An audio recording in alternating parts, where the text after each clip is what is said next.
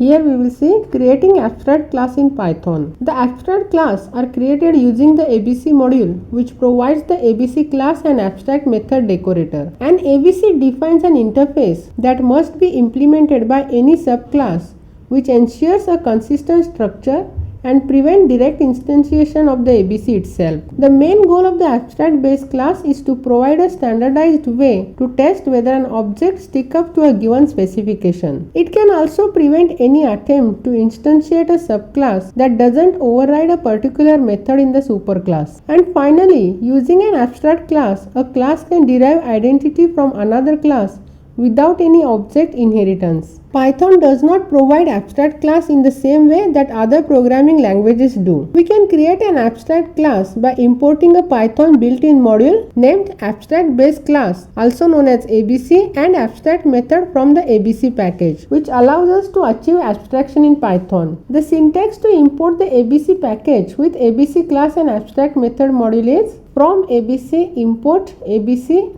abstract method. This import statement allows us to create abstract class in Python program. An abstract class must inherit from the ABC class and include at least one abstract method using abstract method built-in decorator with no implementation. An abstract method built-in decorator tells Python that the declared method is abstract and should be overridden in the child class.